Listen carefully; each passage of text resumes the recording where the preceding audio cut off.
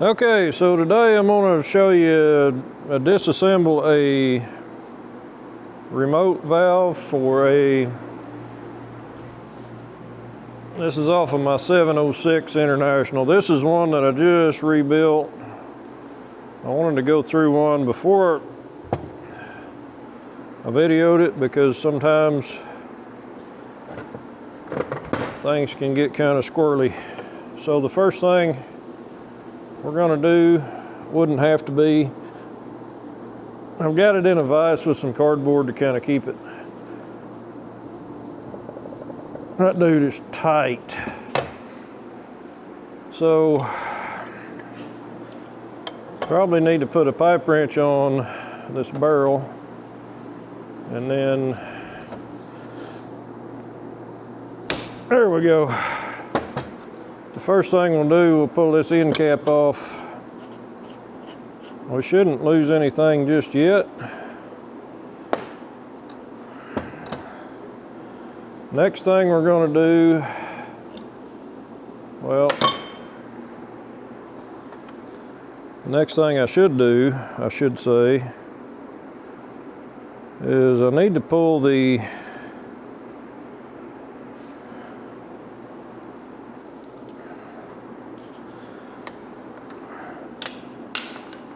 so there's a small plug in the end here. I'll show you when it comes out. And there's going to be a spring behind it, so you got to catch it. This is a small slotted plug. The next thing will be a spring.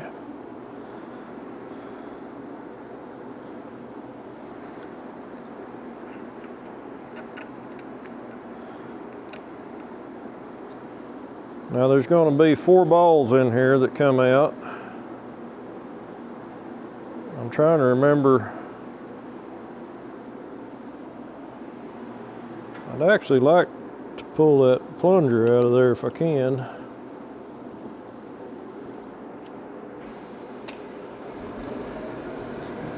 I didn't do it this way the first time.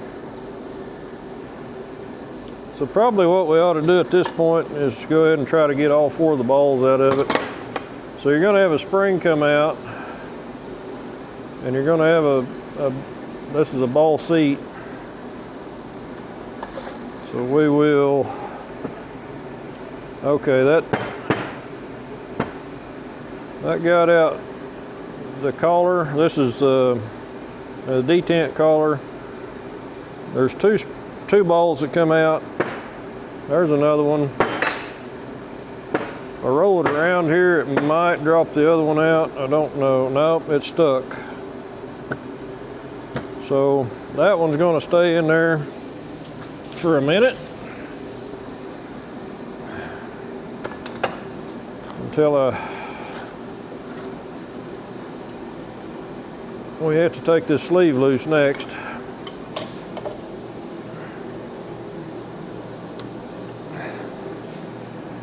Oh crap, it broke. Okay. No bueno, that one broke. Not good. So, did I lose the ball? Probably.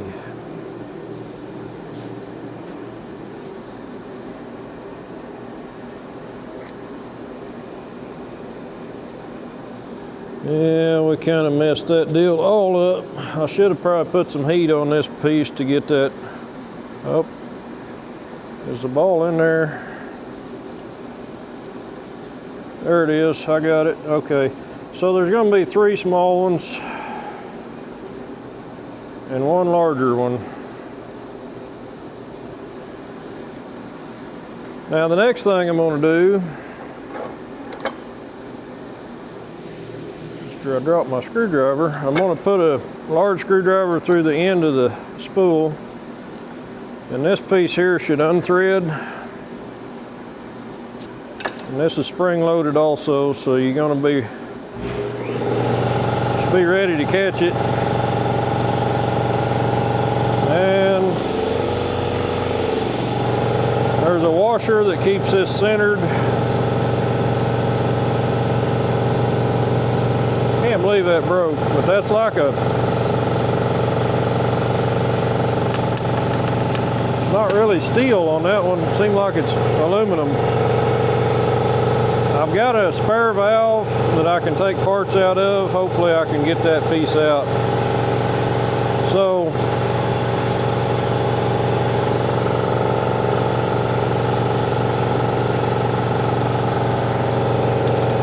we're going to go ahead and pull the spool out, and you can see I got a little bit of rust in this one. A little bit of rust. I think it'll clean up.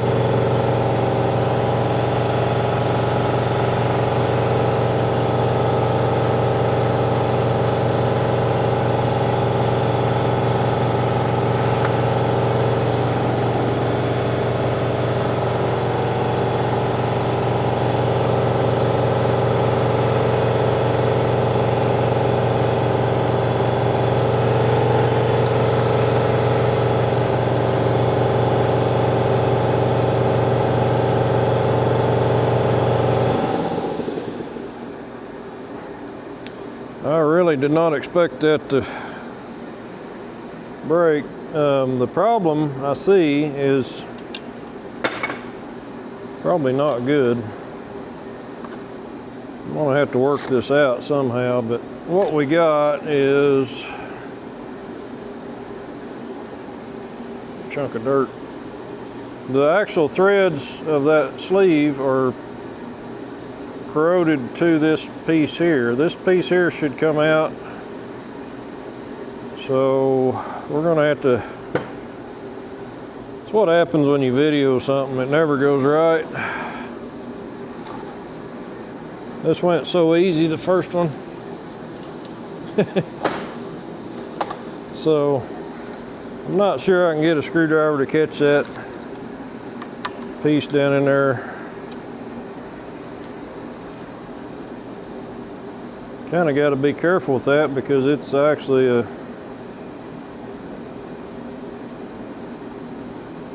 there's an O-ring in there. So I'm not sure how I'm going to get this piece out.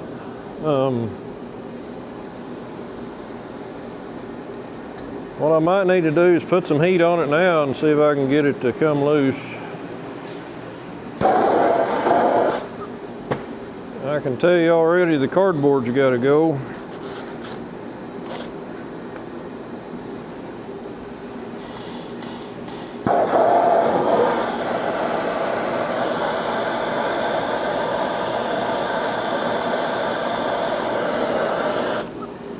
The other one came out kind of hard, but not, it didn't come out like that one did. So I think I've got one, or I know I got one spare valve over there. I've also got the one on the tractor that I can use parts out of it. So one way or another we'll get this figured out. This came off of a salvage tractor. So of course it's not exactly clean and tidy. Thought maybe I could get these channel locks to bite into that a little bit, get it to turn, but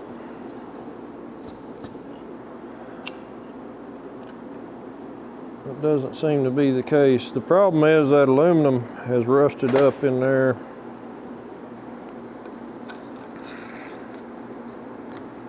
Between the bits and pieces, it's a tight fit. So at this point, heat penetrating oil is probably going to be the ticket.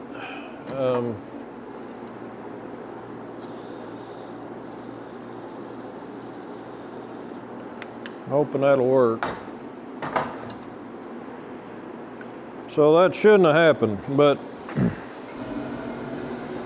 this has a retainer inside of it that won't let that valve come out without pulling this piece off. So this has to come off. And this retainer goes on the other side of it. so that you get your valve has a stop. This is a stop for the valve. This is the detent. So inside of here there's two little grooves, and what happens is these balls expand into those grooves and it locks the lever like full up or full down. And there's also a float detent on these as well, so you can float your implement. So the way that works, the little balls go through these holes, these three holes. The big ball holds them out, expanded by this spring pressure. It expands them out into this ring.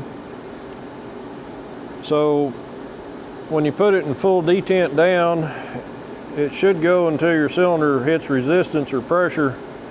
Pressure comes in through the spool valve, through these holes, and comes out the end of here into the end of this, which has a small plunger. Let's see if I can get it to come out. There's a small plunger in here that when it's pressured up, it actually pushes the center ball back and allows the other ones to release. Does that make sense? Simple. This little plunger here also has an O-ring on it, and the book doesn't show that being a replaceable O-ring. It's so small, I don't have an O-ring kit small enough for that, but if that leaks, it would let oil come out of the valve into this part. This should never have oil in it.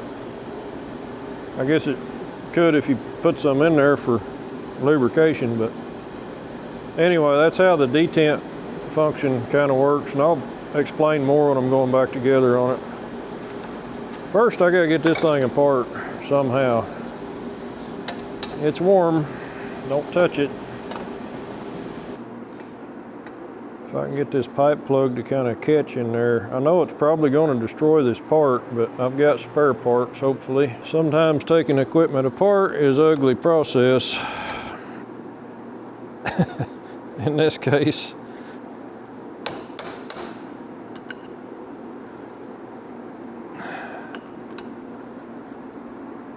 So what I'd like to do is get it to catch where it would spin out of there, but I don't know if I'm going to be able to get it to do that.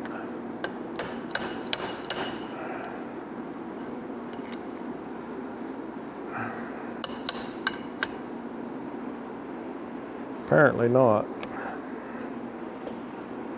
So, more heat, more lubrication.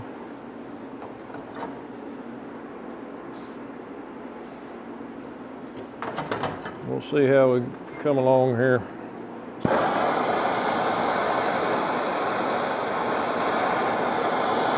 Hopefully when you pull yours apart, it doesn't do that. Next one I take apart, we're going to make sure that moves freely before we do that. Live and learn. Learn from my mistakes, maybe. The thing I really want to be sure and save is this valve body, because this is the center section, which can have power beyond added to it. So I'm really wanting to keep this one alive.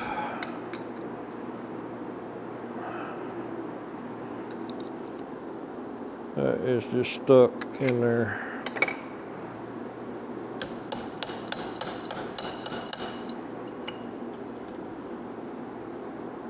We may have to weld something to it, yank it out of there, I don't know.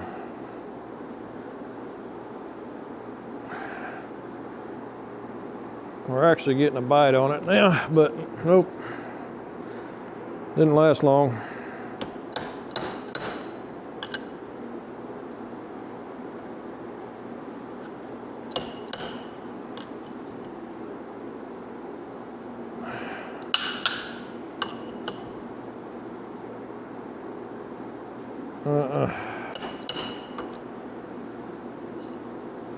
Not going good. if I could get that to stick in there, I could take a rod through the valve and actually tap it out of there, maybe. So we got a good bite in it there. We'll see if I can gently persuade it to come out.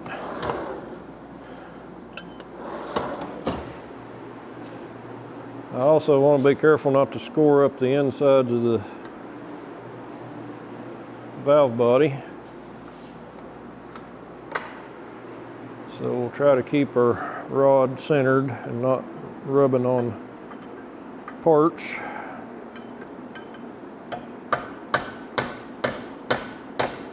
Oh, it just knocked the tap out.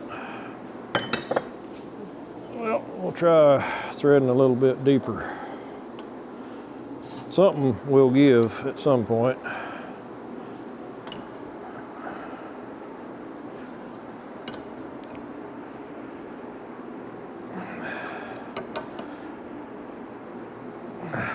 It's just pulling the threads out now. Come on.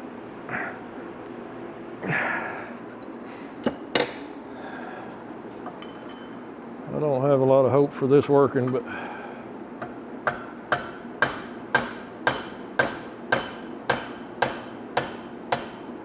nope. It's just coming loose. In theory, it sounded good. In reality, it didn't work. So I am destroying the part, so that's the bad thing about it. But sometimes you gotta break a few things every now and then and learn something.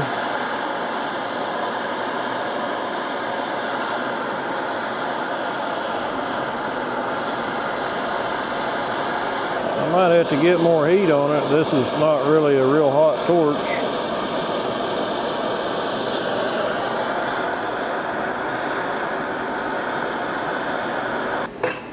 Don't know what's going to happen here. I'm going to try threading a little deeper, see what happens with the threader. The tap, I mean, the threader, whatever this thing is. This is a 3/4 inch pipe tap is what it is, so it's tapered. That gives me a chance to dig into it. The problem is it's going to try to expand that ring and probably make it harder to get out. I got her tapped in a little deeper that time.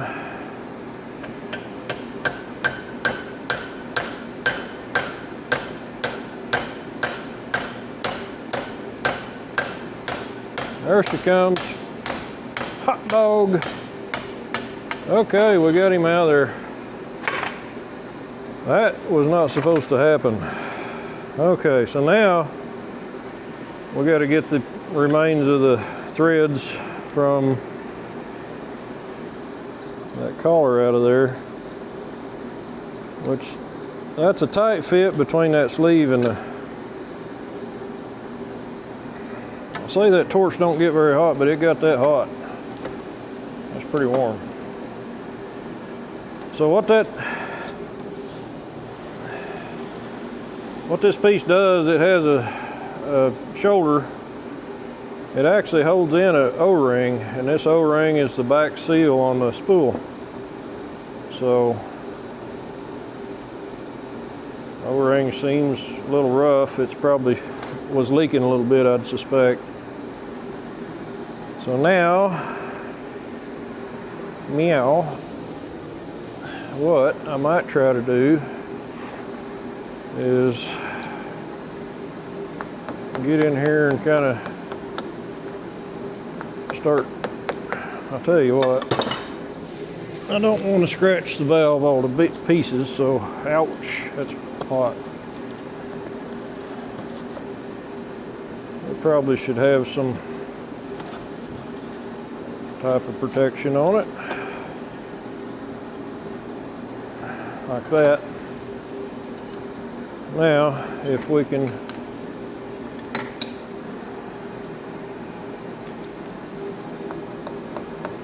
get it to dig in a little bit, we might be able to spin that out of there, I don't know.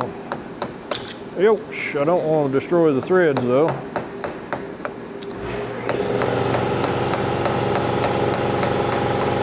Patience is your best friend in heat.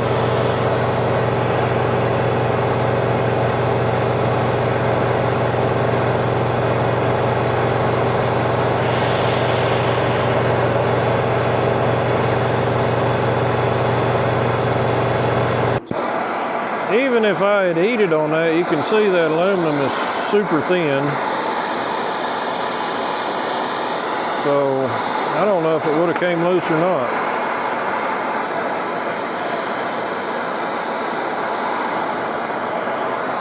It's one of them deals, kind of hard to say.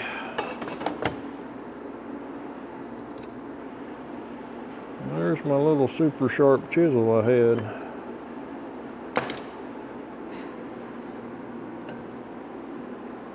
It's amazing I can lose something that lays on, I just lay it down on this table and it disappears into nothing. Where did that go? Oh, good grief.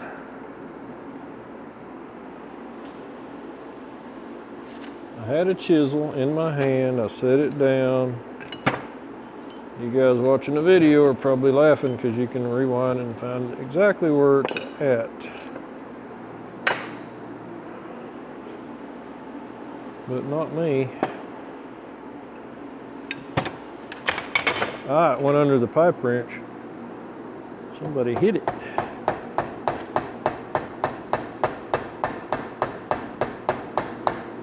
So I'm trying not to go through the aluminum into the threads, I'm just trying to get it to move.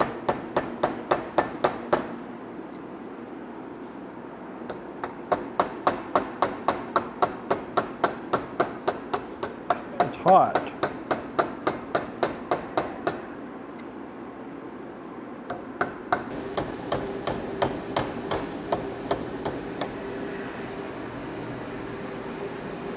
It's not moving. What we might try next is to fold this aluminum over into the center. I have a bad feeling about this.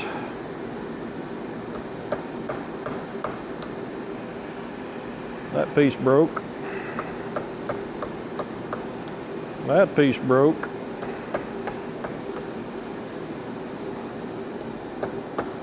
I don't even know if that's aluminum, maybe pewter or something. It's really soft metal.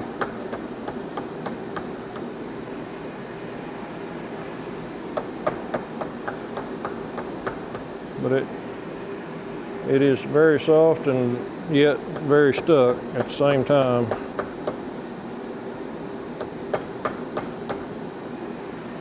Not a good combination.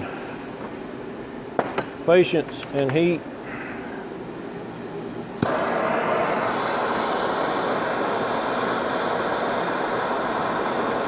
Get the other torch in here in a minute. If this don't get it.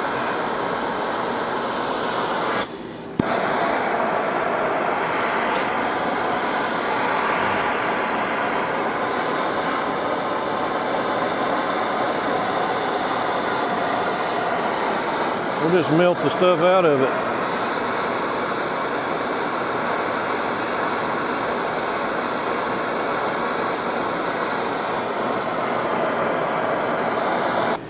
Oh, the joys of working on old equipment.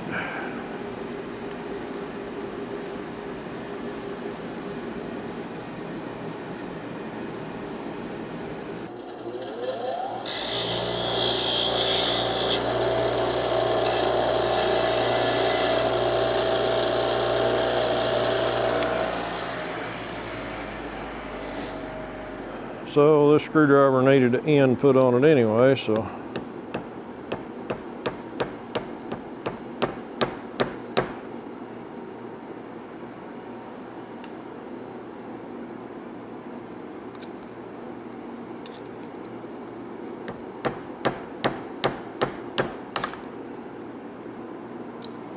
broke another piece off.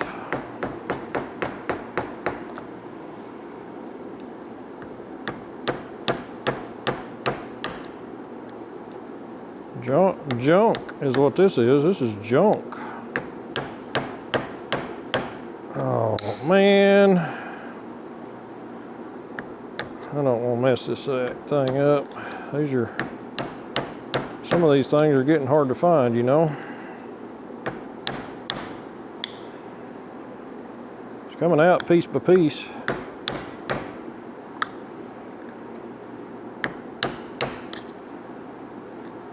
And I don't think I'm boogering up the threads. It looks like the threads are still okay. This stuff is so soft it doesn't seem to really affect it. But I'm gonna get brave here in a minute and mess it all up. So I almost got it, yeah. Almost to the bottom.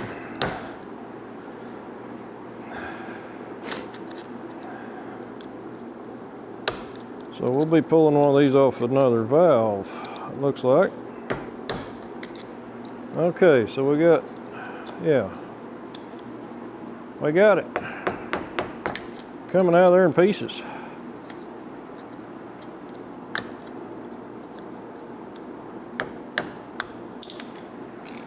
Looky there. I think the threads on the cast iron are still pretty good.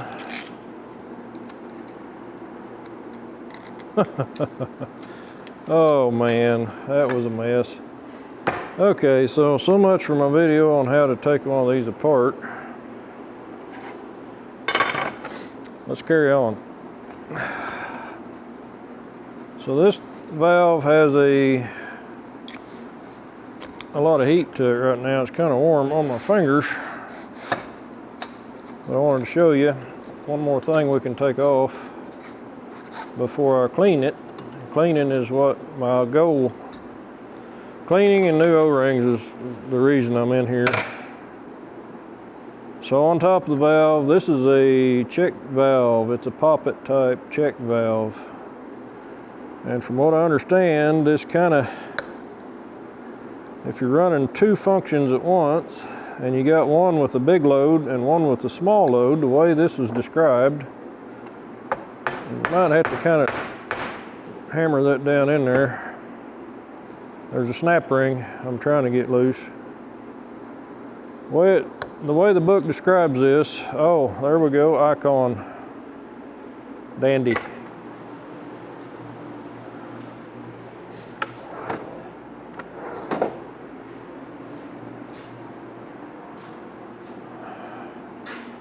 I tried some icon stuff. I'm not impressed yet with it. Wait, that's the wrong way.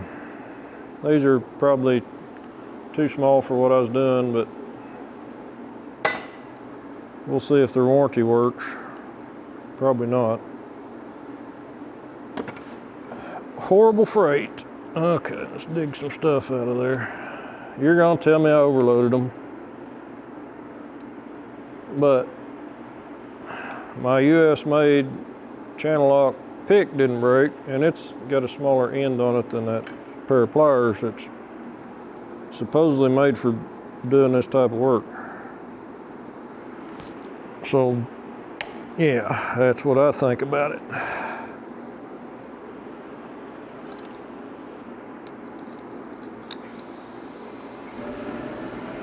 She is stuck in there, not gonna lie. We'll get her out though, somehow. But the main reason I'm pulling this, you probably wouldn't ever have to pull this valve out unless you're worried about dirt being in it. Which this one came off of a junk tractor, so yeah, I'm a little concerned. So after you get that out of there, a little WD-40 never hurts.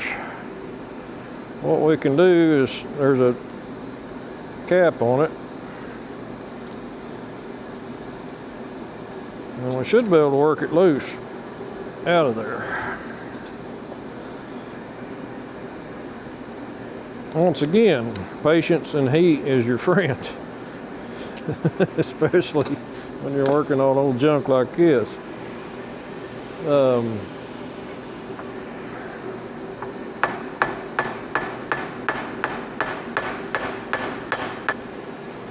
That dude's stuck too.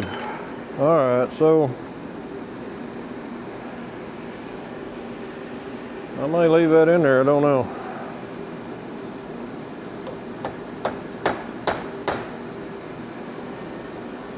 Try to drive it back and forth a little bit. Chisel. More heat.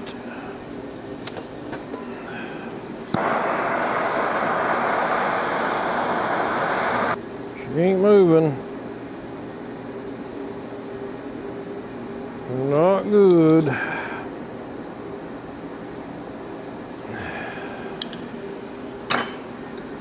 Okay, so how important is it that comes out? Well, at this point, it probably needs a new O-ring because I got it hot.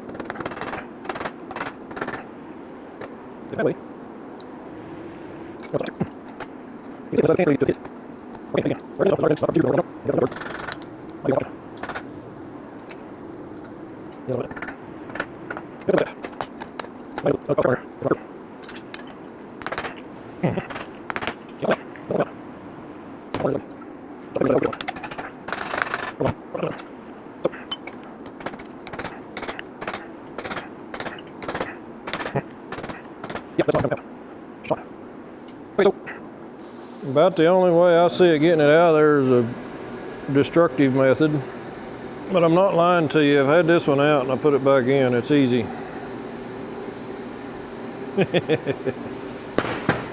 It's easy when they're not stuck. Dirty dog. This one is just gonna fight me the whole frickin' way. The other one just came apart pretty damn easy.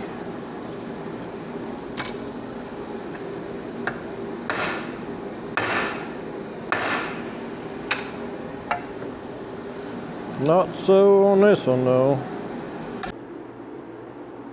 Okay, it's done got me aggravated at this point. So what I'm gonna do, I'm not gonna drill it, tap it. What we're gonna do is weld a nut on it. We're gonna get some threaded rod.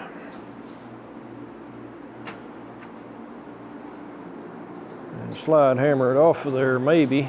We're gonna give it a shot anyway. So 3/8 nut.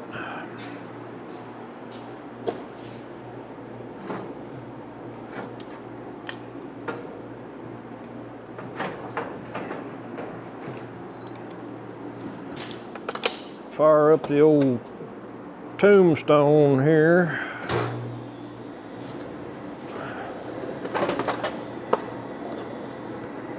I'm just going to use some 6011. Probably going to regret that in a minute.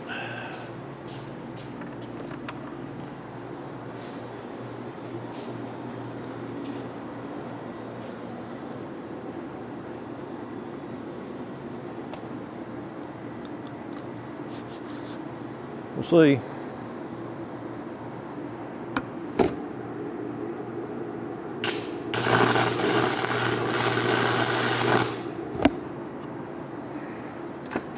Good and hot.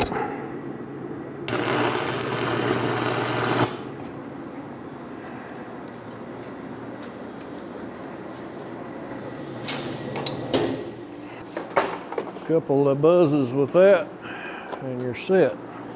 But this is my tried and true old faithful slide hammer. It's a sledgehammer, 5 pound I think. Usually does pretty good. Thread her right into the nut.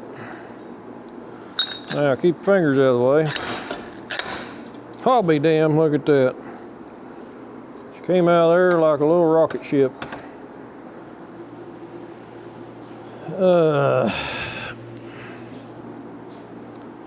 And this is the check valve. This is that check valve I was talking about, and it looks like it needs a spring. It's rusted up. Lots of corrosion on it. So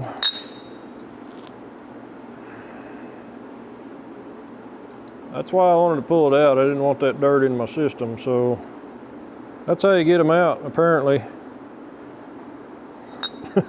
With that. That's how you do it right there.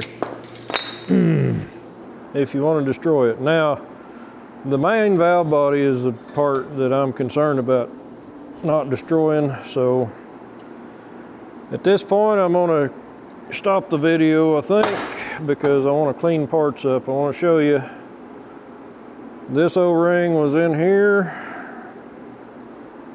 and it was underneath this other piece that was destroyed.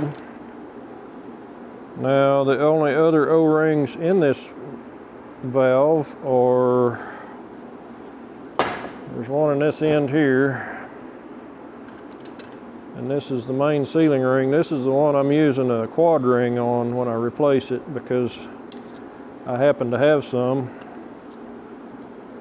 But I'll try to get a list of the O-ring sizes for this thing, but that's like a 5/8 ID by something. Anyway, so now this valve is ready to be cleaned thoroughly. It needed it, it's rusty. So I have another one for parts. We're gonna try to get it apart without breaking. And I will get back to you as soon as I get everything cleaned up and ready to go back together. But you can see in the end cap here, this shouldn't ever have any dirt in it or oil in it. And it's full of, it's kind of got grease. Maybe somebody may have put grease on it when they put it together. I don't know. Possible. But like I say, if everything's working right, your O-rings are good, that shouldn't leak into this end cap, because this end cap actually has an adjustment.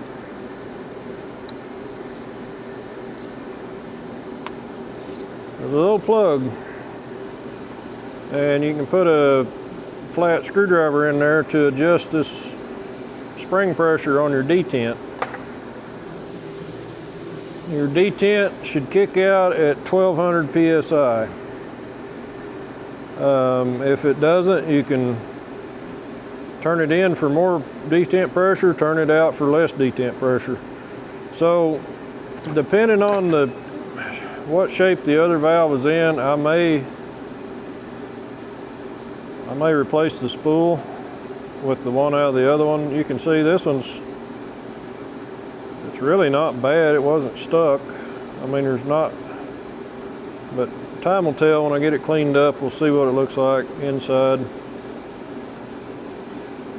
But here's the plan for the 706 at this point is I want to have 2 remotes plus Power Beyond, and Power Beyond will be for my loader valve, which will always have power to it, so I can still use 2 remotes in the back. So ultimate goal is 2 remotes, Power Beyond. If I don't have the loader on, that would give me 4 remotes I could actually use. So gonna be kind of a handy feature, but this spool is a little rough. I don't know if that would hold or not. It looked like it would probably leak because the sealing ring goes right in here. These are the holes for the detent pressure. Whenever those are spooled over, pressure from your load or whatever will always put oil into that passage, and it'll trip the bypass, or not the bypass, but trip the detent ball. So that's kind of how that works. I hope to explain that better when I put it back together. But I want to talk to you about Power Beyond. Hang on a second.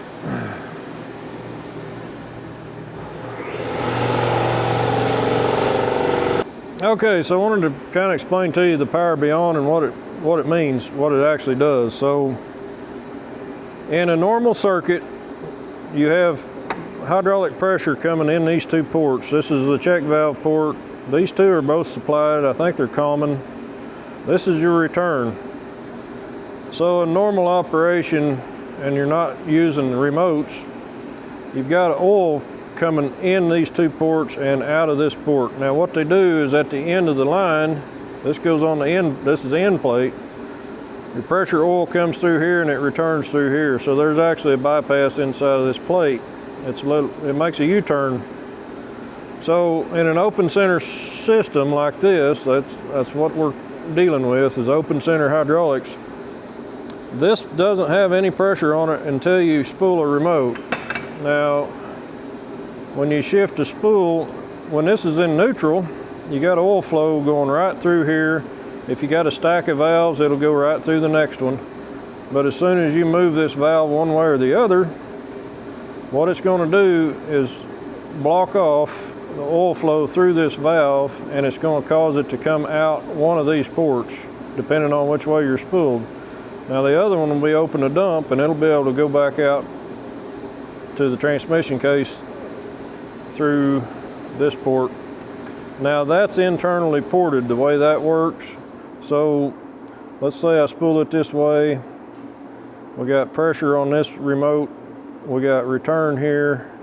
Oil's coming in here. It can't go through the valve because it's directed directly to here. So that's how you get pressure. So when you put it back in neutral, this blocks off this port. This is holding. This is holding. Oil flow's still moving through your system. When you move it the other way, you get pressure on this side, you get return here. But like I say, whenever this spool moves, it blocks the flow off through this valve. So the oil can't go, I say it can't. I think through this check valve, it actually can get some flow to the next valve, because you can run two remotes at the same time, but that gets a little more detailed. But the basic idea is when oil's flowing, when the tractor's running, oil's flowing through this valve. It's making a loop. It's just continuously moving. So when you move this spool valve, it blocks it off. It puts the pressure to one of these ports. As soon as you go to neutral, it's back to moving through the system. So what's going to happen with the Power Beyond is it will be a plate like this, only it will have two fittings on it that will go to the loader valve. My loader valve is also built like this, so it's an open center valve. So anytime the tractor's running, oil will come through this port. It can't return. It's going to go out to the loader valve and then back through the return of the loader valve back to this port. So basically it's going to work the same, only I have to have the loader valve always connected to where it will always bypass back. If I deadhead this or I put a quick connect on here, it would deadhead the oil and it would cause the relief valve to squeal, or it would have to open a relief valve to relieve the pressure. I hope that clears that up. Now, when I get this on the tractor, I'll explain it better with how I route the lines and hoses. Now that may be a while, but I wanted to show you kind of where we're at. So if I put all this together, I can put this plate on it. I can stack two valves. I can have two remotes, but I don't have Power Beyond to run the loader. That's why I want to get the plate that has the two ports, and it doesn't have a U-turn. It's blocked off. So basically the oil has to go to it's forced to go out to the loader valve and then come back through the circuit. So I hope that explains it. Now if you're dealing with a 4020 with a closed center hydraulic system, that's completely different. With a closed center system, you can actually just find the pressure line, put a T in it, tee it off to your valve. But you have to have closed center valves. They're different. The way they operate is completely different. A closed center system will have pressure on, it could have 5 valves teed off in different places. They all have to have a return, but they can tap off of that pressure line, and the way the 4020 or some of the newer case tractors, some of the newer, most all brands went to the closed center at some point. But what it is that system's holding pressure on that line all the time. That pump's just sitting there idling, and when the pump's idling, the pistons are not pumping. So, but it's always holding 2,000 psi. So whenever it gets demand, the pistons will come in, they'll start pumping oil. It keeps that pressure up at 2,000 psi, or best it can. So closed center, open center is completely different, but we're dealing with an international open center system. This is a 706, and we'll be badass 706 with 2 remotes and Power Beyond, hopefully, when I'm done with it. So there you go. I hope I'm not boring you to death, but this is it's a question I see come up, and people have no idea how it works. And so you got to know what system you're working with. If you're wanting to add loader on your tractor and you want Power Beyond, you need to find out if you have closed center, open center, and depending on that, that's where you start. If you got a closed center system, you need to get a loader with a closed center valve. This valve will not work, or the valve I have on mine will not work on a closed center system. Now, some of them can be changed from open center to closed center. So there are some valves that have, you pull out a cartridge and you either turn it around or you replace it with a different cartridge that makes it a Power Beyond for closed center or Power Beyond for open center. So hope that clears that up. I'm not an expert, but I know a little bit, enough to get me in trouble. You can see this is what I know. This is good stuff. Maybe we could weld it back together if I can find all the pieces. But we're not going to do that. But I wanted to show you, this is the part of the tractor where the oil comes into the valve. This is under the seat. This is the right-hand side of the tractor facing, this would be the back of the tractor, front of the tractor. These 2 ports have oil coming to them. This is return. So if you look at the bottom of this, you got 1 small port, 1 bigger port. This is dumping to return. So there's no way you can pressure up. You have to be able to pressure this side of the system up to get Power Beyond. There's no way to do it that I know of before the valve, because you'd have to do some major machine work inside here to make that work. So I think what we're doing is the best way. They sell the Power Beyond plate on eBay, and that's where I bought it. It should be here in a couple of days. So I do have another good valve that I'll be pulling the, you can see this one's corroded too, but this valve does not have the plate on the end. So what this one does is internally, it's at the end of the line, so it internally makes the loop inside this valve. So you can't add Power Beyond to a valve that looks like this. You have to have the open-sided valve and the plate. As far as I know, there could be somebody out there that knows more about it. I'm sure there is. And if you got any helpful information, please comment, share it with us, and I'll share it with my viewers best I can. Anyway, another thing I've got to do is I'm going to clean up since my tractor only has 1 lever, I kind of needed to have the dual lever set up, so I got that. So I'll need to kind of clean this up. It's a little corroded, sticky. Anyway, it's gonna be cool to have 2 remotes on the 706. Also, I have lines here off of several valves. Some of these go up under the floorboard to the front. I was contemplating using these, but I'm kind of at a point now, I've got a different route I want to go on that.